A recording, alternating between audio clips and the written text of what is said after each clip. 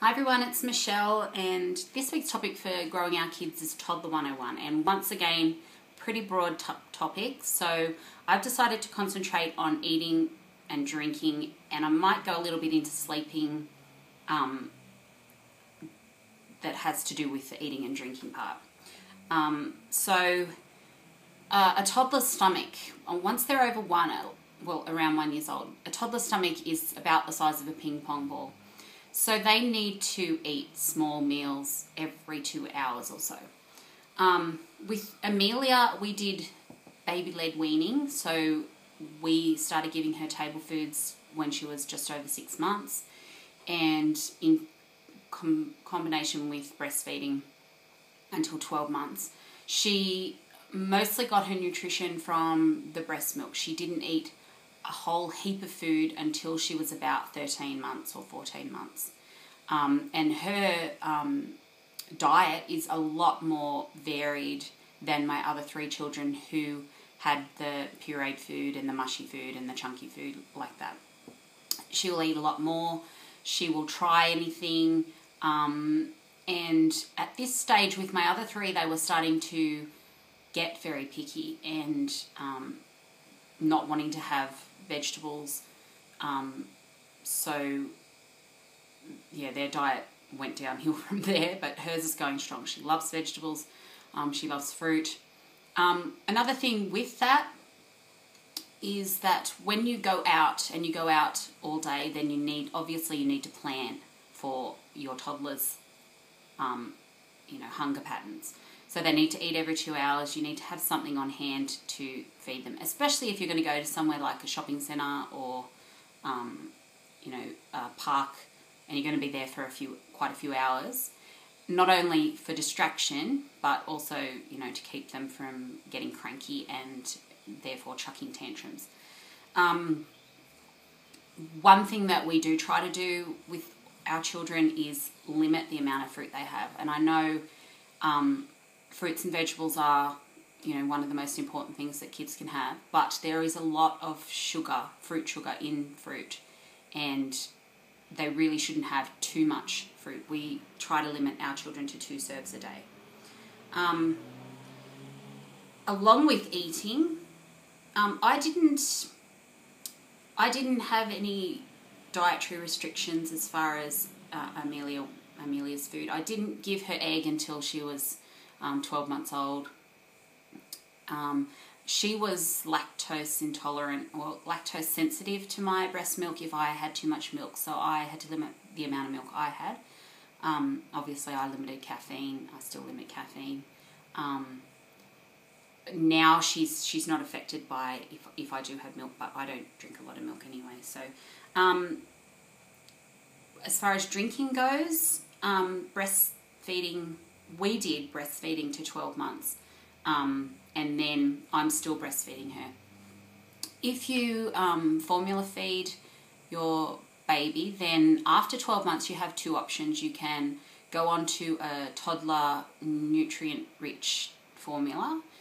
If you were a bit worried about your toddler's diet, then that's probably a good choice. Otherwise, you can introduce cow's milk or goat's milk, or some other popular ones are almond milk and rice milk. I don't recommend soy milk. I don't recommend soy products for anyone. There's a lot of research out there now that shows that it can really affect hormone levels, especially in little boys. So I don't recommend anyone eating soy products, on a regular basis. So that's just me, and you don't have to follow what I do. So with Amelia, she drinks water. She's only ever had water. Matilda, my 6-year-old daughter, she was a juice drinker, and it took a long time to get her to not drink so much juice. So with Amelia, we've just given her water. And another thing that a lot of people worry about when they're breastfeeding, after the child reaches 1 year, I know there's a lot of pressure to give them cow's milk, and it's not necessary. When Matilda weaned herself at 14 months, and I was panicking, oh my gosh, how's she going to get, this extra nutrients that she was getting from my breast milk? And then I thought, well, she's eating yogurt and she's eating cheese. She doesn't really need to drink whole cow's milk. So I just never gave it to her. And the same with Amelia. She's still breastfed now, but she doesn't drink cow's milk at all, only like a small amount on cereal in the morning, and that's a couple of days a week. So because your breastfeeding child is, over 1 year old, doesn't mean that you have to give them cow's milk. You can, of course, and you can also give them the formula for toddlers that has more nutrients if you're worried about, their diet at all. Also with, I guess also on hot days, more water, because they need that extra water to stay hydrated. I was also going to talk about sleeping. This is a really big stage for sleeping because toddlers, they're more active. They're more active during the day. They've started to walk, they've started to run, they've started to climb everything. So you might find that that's when they start to transition from 2 naps to 1 nap a day, and sometimes they can transition to no naps, and I really feel sorry for people who have had that happen to them. But Amelia actually transitioned to 1 nap at 10 months, and it was just short of when she started walking. So she's been on 1 nap for quite some time.